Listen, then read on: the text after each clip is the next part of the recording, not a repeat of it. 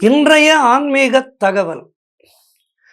மதுரையில் விளையாடும் சுந்தரேஸ்வரன், அவன் மாமயிலை கற்பகத்தாய் மணந்த கபாலீஸ்வரன். மதுரையில் விளையாடும் சுந்தரேஸ்வரன், அவன் மாமயிலை கற்பகத்தாய் மணந்த கபாலீஸ்வரன். கார்த்திகையில் ஜோதிலிங்கம் ஆன சங்கரன், அவன் காலடியில் பிறந்து வந்தான் ஆதிசங்கரன்.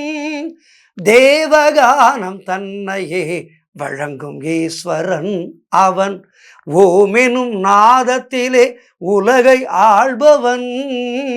தேவகானம் தன்னையே வழங்கும் ஈஸ்வரன். ஓம் நம சிவாய. திருவெம்பாவை படித்து அதிகாலையிலே திருப்பள்ளி எழுச்சி படித்து நாட்களை கடத்த வேண்டிய அற்புதமான மார்கழி மாதம். இந்த மார்கழி மாதம் என்பது தேவர்களுக்கும் தெய்வங்களுக்கும் அதிகாலை பொழுது. அதனால்தான் இந்த கார்த்திகை மார்கழி மாதங்களை பூஜைக்குரிய மாதங்களாக வைத்தார்கள். தேவர்களும் நம்முடைய தெய்வங்களும் நம்முடைய இல்லம் தேடி வருகின்ற மாதங்கள் இந்த 2 மாதங்கள். ஆகவே இந்த 2 மாதங்களிலே நாம் அதிகாலை எழுந்து வாசலிலே கோலமிட்டு வாயிற்படியிலே தீபம் ஏற்ற வேண்டும். தை முடிய வாயிற்படியிலே தீபம் ஏற்ற வேண்டும். அப்படி தீபம் ஏற்றுகின்ற வீடுகளிலே எல்லாம் மகாலட்சுமி தாயார் குடிகொண்டு அந்த இல்லத்திலே அஷ்ட ஐஸ்வர்யங்களையும் வழங்குவாள் என்பது ஐதீகம். அதாவது எல்லாவற்றையும் கொடுக்கின்ற கற்பகத்தரு நம்மிடம் இருக்கின்றது. ஆனால் முறையான பூஜைகள் செய்யாமல், முறையாக நம்முடைய வேண்டுதல்களை செலுத்தாமல் நமக்கு நாமே துன்பங்களை வாங்கிக் கொள்கிறோம். அதுதான் உண்மை. எல்லாமே கிடைக்கின்றது, ஆனால் நாம் அவற்றை முறையாக முழுமையாக செய்யாத காரணத்தினாலே வாழ்க்கையிலே நாம் அல்லலுறுகின்றோம். ஆகவே பூஜை முறைகளையும் பதிகங்களையும், பதிகங்களுக்கு அத்துணை சக்தி உண்டு. இந்த வாசி தீரவே காசு நல்குவீர் என்ற பதிகத்தை பாடினால் நாம் எப்படிப்பட்ட பணக்கட்டத்திலே இருந்தாலும் அந்த பணக்கட்டத்துக்கு நிவர்த்தி கிடைக்கும்.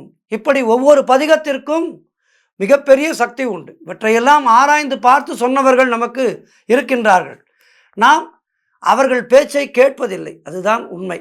ஆகவே இனிமேலாவது நம்மை நாம் திருத்திக் கொண்டு முறையாக பூஜைகளை செய்து, முறையாக வழிபாடுகளை செய்து நமக்கானதை நாம் பெற்றுக்கொள்வோம். இறைவன் ஒவ்வொருவருக்கானதும் வைத்திருக்கின்றான். உனக்கு இன்னது கிடைக்க வேண்டும் என்றால் அது நிச்சயமாக யார் தடுத்தாலும் உனக்கு கிடைக்கும். நீ முழுமையாக இறைவனை நம்பி சரணடைந்தால் உனக்கு நிச்சயமாக கிடைக்கும். இன்றைய நாளிலே இந்த மார்கழி மாதத்திலே கையிலையே மயிலை, மயிலையே கையிலை என்று சொல்வார்கள். சென்னையினுடைய அடிநாதமாக விளங்குகின்ற மயிலாபுரி கற்பகாம்பாள் உடனுரை கபாலீஸ்வரர். இந்த கபாலி என்ற நாமத்தை சொன்னாலே நமக்கு ஒரு உத்வேகம் பிறக்கும். இந்த கபாலீஸ்வரத்தை பற்றித்தான் இன்று நாம் இன்றைய நாளிலே பார்க்க இருக்கின்றோம். பொதுவாகவே இந்த 7 என்ற எண்ணுக்கு மிகப்பெரிய சக்தி உண்டு. 7ஆம் தேதியிலே பிறந்தவர்களை பாருங்கள்.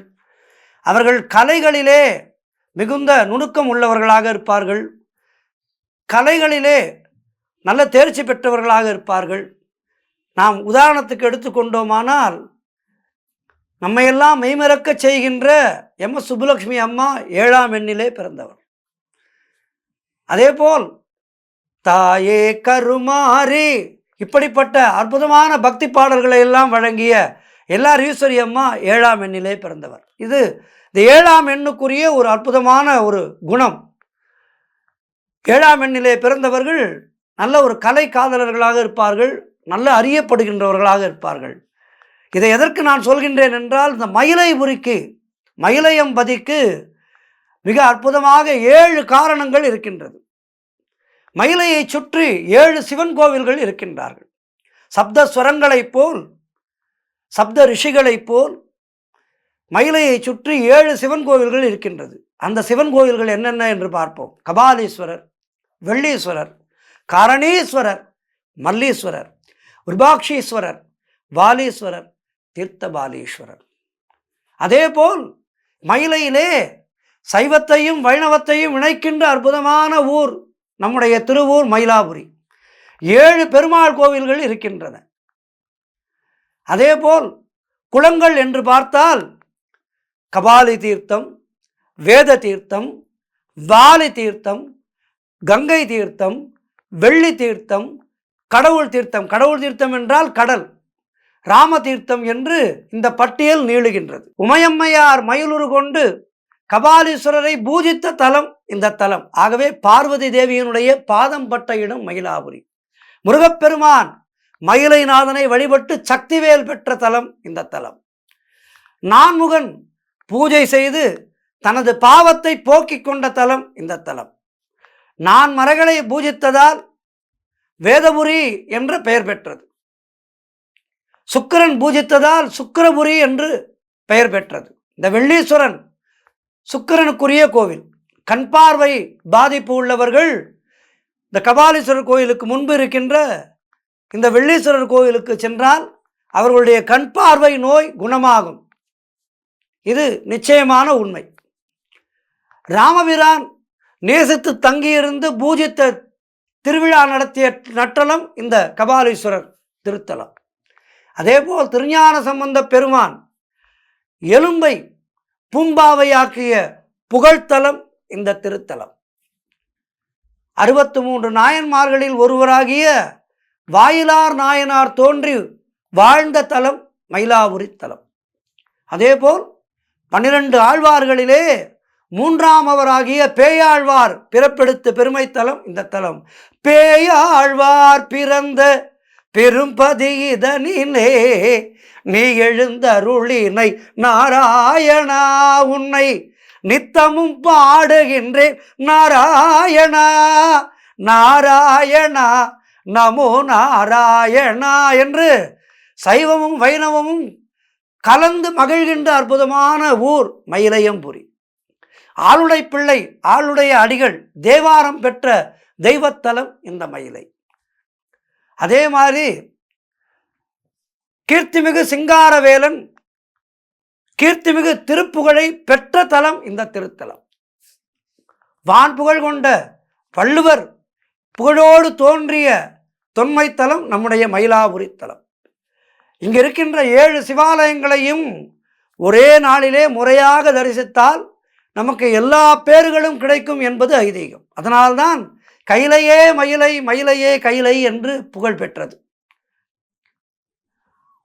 ஆர்த்தி பெற்ற மாது மயிலாய் பூசித்தார் மயிலை கீர்த்தி பெற்ற நல்வேத கீதமே என்று பாடுகின்றார்கள். இந்த மயிலையினுடைய சிறப்புகளை சொல்லிக்கொண்டே போகலாம். அத்துணை சிறப்புகள் இந்த மயிலையிலே இருக்கின்றது.